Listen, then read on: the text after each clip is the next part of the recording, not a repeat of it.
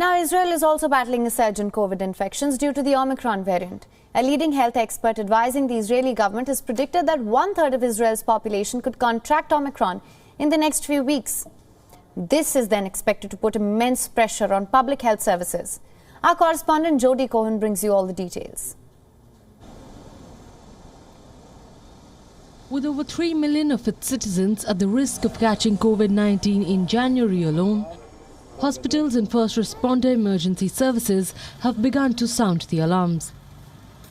They are concerned about the system's ability to cope with the expected number of serious cases. While in previous waves, the Israeli health system was able to deal with approximately 1,200 serious cases at a time, medical staff say they are already feeling the strain from an outbreak of the winter flu. Add to this the fact that many emergency and hospital staff are likely to contract Omicron themselves. Plus, they have to deal with quarantine for themselves and their family members. The health services are expected to be seriously stretched in the coming weeks. With the recent rise of the Omicron strain of the coronavirus throughout Israel, many people who have contracted the disease and many of our volunteers have been exposed to people who are confirmed carriers and therefore not able to respond anymore to medical emergencies. However, in those instances, volunteers who are nearby or close in proximity who are still healthy and have not been exposed will provide the coverage and medical care in those instances so that our network of volunteers will not be disrupted or has not yet been disrupted throughout this trying period, and we hope that continues. WION spoke to Professor Jonathan Gershoni of the Tel Aviv University, who has been studying coronaviruses for 20 years, about the prospects of herd immunity. The Omicron variant is highly infectious.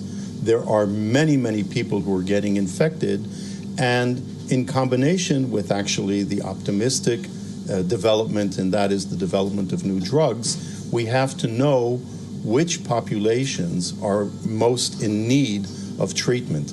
And so the drugs should be given to people who have been diagnosed early and who are also most sensitive and in danger, and that's the older community.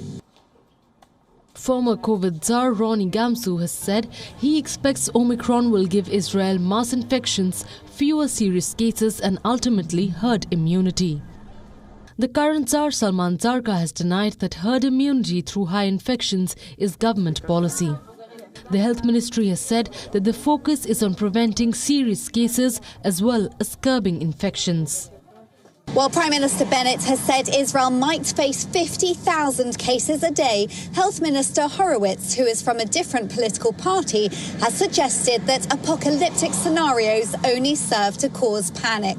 Bennett announced good news on the vaccination front. Within 1 day of starting fourth shots for the most vulnerable, 100,000 people had already received their shot or scheduled an appointment to do so. This is Jody Cohen for WION World is One. WION is now available in your country. Download the app now. Get all the news on the move.